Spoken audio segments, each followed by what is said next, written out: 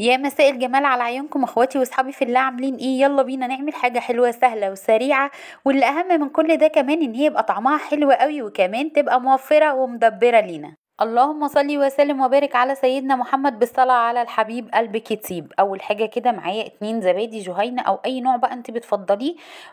اي نوع زبادي مصانع انت بتفضليه اشتغلي بيه. انا بصراحه ما لقيتش غير، مش عارفه دي المراعي ولا جهينه، اللي لقيته متوفر يعني جبته. خلاص.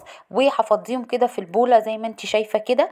ليه اخترت زبادي المصانع؟ علشان خاطر هي ناعمه شويه. طبعا انا بحب ساعات لما بجيب زبادي بلدي بجيبها من عند وادي النيل اللي هو عندنا هنا في اسكندريه، في ناحيه المنشيه كده، ناحيه سنترال المنشيه. لان الزبادي بتاعته بجد روعه تحفه بجد. يلا بينا بقى كده كيس من الفانيليا كده على ال2 زبادي. لو فانيليا سايله مفيش اي مشكله طبعا. وكمان كوبايه الزبادي انا ما رميتهاش، هتعملي بيها ايه؟ هعاير بيها الدقيق بتاعي.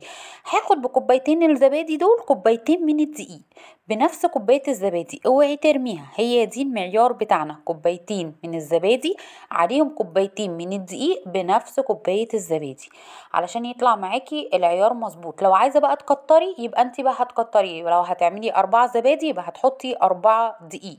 خلاص كده، خلاص كده تمام اهو. ادي الكوبايه التانية كمان، صلوا على الحبيب علشان خاطر قلبكم يطيب. وادي الكوبايه التانية كمان. اخدت كوبايتين، مش عايزه اكتر من كوبايتين، يبقى كوبايتين زبادي عليهم كوبايتين دقيق. مش عايزه ابقى رغايه كتير، بس انا باكد على المقادير عشان في ناس بترجع تاني بتخش على الخاص وتسالني. اي بيكنج باودر انت بتحبيه هناخد منه معلقه، فانا هاخد بصي معلقه كبيره كده. ومعلقه كمان من السكر البودر اهي. وابتدي قلبي كل الخليط ده كده في قلب بعضه، الزبادي مع الدقيق كله هيتعجن معاكي. قلبي، افضلي قلبي قلبي، كله هيتلم معاكي، ولا تحطي ميه ولا تحطي لبن ولا تحطي اي حاجه خالص نهائيا. هنا بقى كده اللهم بارك، العجينه اتلمت معايا زي ما انتوا شايفين كده. هي بتبقى طريه كده وبيبقى فيها سنه تلزيق كده شويه. هي يعني شبيهه شويه لقمه القاضي، بس طبعا هي لقمه القاضي بتحط لها خميره وبتبقى سايله عن كده شويه. طاسة على النار فيها شوية من الزيت، انا هاخد بس كده هبل المعلقة علشان خاطر انزل بيها. بصوا انا هنزل تنزيل عشوائي، يعني مش هعمل شكل معين ولا حاجة. انتي بقى حابة تحطي في كيس وتنزليها زي لقمة القاضي مفيش اي مشكلة، بس انا بصراحة هشتغل عشوائي. العشوائي ده على فكرة بيطلع طعمه احلى خالص من اللي انتي مرتباله. كل حاجة بتعمليها ببركة ربنا سبحانه وتعالى وبتسمي الله، والله العظيم بتطلع احسن من اللي انتي بتكوني مرتبه لها خالص. تمام. فانا هنزلهم كده عشوائي، والنار يا جماعه بتبقى واطيه.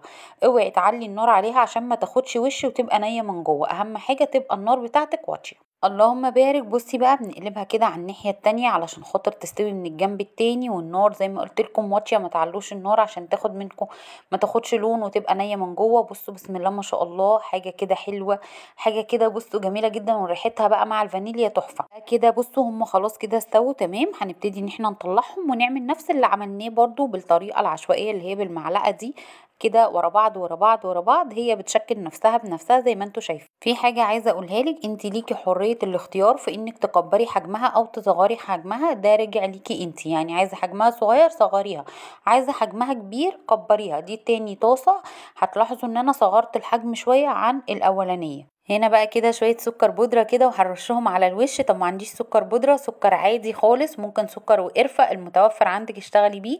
بصوا الطريقة دي كانت امي بتعملها لنا زمان، بس كانت بتعملها باللبن، فانا طبعا شلت اللبن وحطيت بداله الزبادي.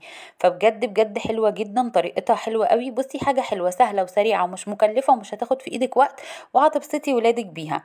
فيا رب اكون فعلا عند حسن ظنكم، ويا رب اكون بقدر اقدم لكم وصفات سهلة وسريعة وتكون على قد ايديكم. بفرح جدا من تعليقاتكم الحلوة، بفرح جدا لما حد يقول لي بصراحة بتعملي حاجات على قد ايدينا. كملي، هو التوفيق من عند ربنا سبحانه وتعالى، وبعديه انتوا ان شاء الله احسن ناس واحلى ناس واحلى كومنتات واحلى كل حاجة منكم. يا رب الطريقة والفكرة تكون عجبتكم، واقول لكم السلام عليكم.